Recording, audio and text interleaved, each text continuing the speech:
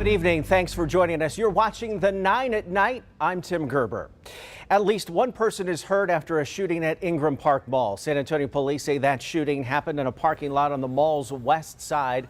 Officers say it started with a fight inside the mall. A female who was shot in the arm was taken to University Hospital with non-life-threatening injuries. SAPD says they do have a suspect, but officers have not identified him yet or have said whether or not he's been arrested.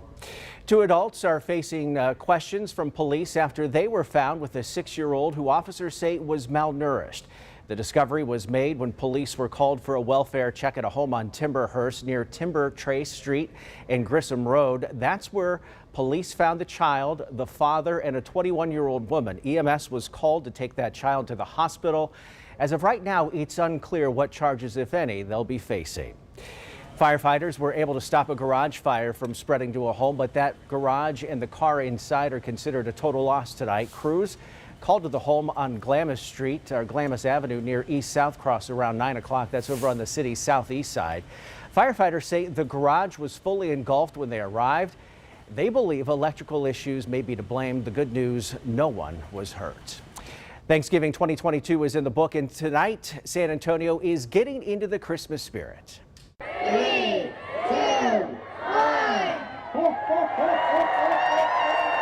Hundreds of people gathering downtown for the official HEB tree lighting ceremony over at Travis Park. Families also got to enjoy live music and free ice skating. The Rotary Ice Rink will be open into the new year. People also turned out for tonight's Ford Holiday River Parade and River Lighting Ceremony. We'll have more on that coming up for you tonight on the Nightbeat. For now, let's get a quick check of the weather with meteorologist Mia Montgomery. Well, as we head into the overnight hours, we are expecting increasing coverage of rain, maybe a couple of isolated thunderstorms out there as well. A few lingering showers possible first thing Saturday morning, but generally throughout the day, we should see a clearing trend take place. More sunshine into the afternoon, but it also is going to be pretty windy out there for any Saturday outdoor plans. We'll first talk about the increasing rain chances, though, for as we head into the overnight hours in an area of low pressure out in West Texas finally starts to move northeast. We are expecting coverage to increase across south central Texas. Really just more widespread rain expected. And then into early Saturday morning, generally before the sun comes up, we'll start to see clearing take place from west to east again by wake up time. A few isolated lingering showers possible, especially in our far eastern counties, and maybe a few sprinkles left over in the hill country, but that's about it. What's left of the cloud cover is going to break up throughout the remainder of the day, leading way to more sunshine. Temperature wise, we'll start off in the upper 40s and low 50s here in the San Antonio area. As we see that sun take back over, though, those daytime highs look to top off in the upper 50s and low 60s out there by tomorrow afternoon. But again, it is going to be pretty windy out there with some wind gusts upwards of about 30 miles per hour. So if you do have any outdoor holiday decorating plans you're wanting to take care of this weekend, Sunday might be a better day for that with less wind. Temperatures warming into the 70s. More of the same in store into the beginning of next week before we monitor our next cold front that looks to move in on Wednesday. Thank you, Mia. Weather, of course, will be top of mind for the estimated 55 million Americans traveling after Thanksgiving. This Sunday expected to be the busiest travel day as people return home. Airports were busy leading up to the holiday weekend with crowds nearing pre-pandemic levels. TSA says it has screened more than 9.5 million passengers since Sunday. And there's good news for drivers heading home this weekend. Gas prices continue to fall. AAA says San Antonio prices have dropped an average of 14 cents over just the past week. Drivers paying about $2.83 for a gallon of unleaded. Compare that to the Texas average of $2.92. It's also significantly lower than the national average of $3.57 a gallon. On what is likely a very busy day for Amazon, labor groups all over the world rallied to support its employees today. The demonstrations to, quote, make Amazon pay called for improved working conditions and compensation for Amazon workers. One of those rallies was held right outside the New York City apartment of Amazon founder Jeff Bezos. Similar demonstrations were planned in roughly 40 countries. Some groups are also calling on Amazon to improve its environmental and social footprints. Despite inflation, U.S. consumers are setting new records this holiday season for shopping. Adobe Analytics estimates shoppers spent a record-setting $5.29 billion this Thanksgiving.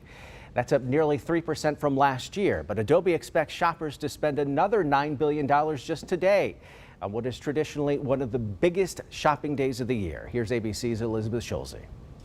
This Black Friday, with inflation near a 4-decade high, cost-conscious shoppers are on the hunt for a bargain. Retailers know they need to sweeten those deals for these inflation-conscious consumers. From toys to electronics to clothes, retailers are offering big discounts to try to entice buyers during the critical holiday shopping season. Consumers are paying more for the basics like food and fuel and housing. And so for us, it's really important that we provide great deals no matter what your budget is. The National Retail Federation expects holiday spending will increase between 6 to 8% from last year, a solid gain, but still a slowdown from the record pace of recent years. People are still going to spend. They want to go out, enjoy Black Friday, enjoy the holidays, enjoy shopping with their family. Many shoppers are eager to return in store after the pandemic. And while supply chain snags left many shelves empty last year, now they're stocked. That picture has changed dramatically. Retailers have excessive inventory that they need to get rid of.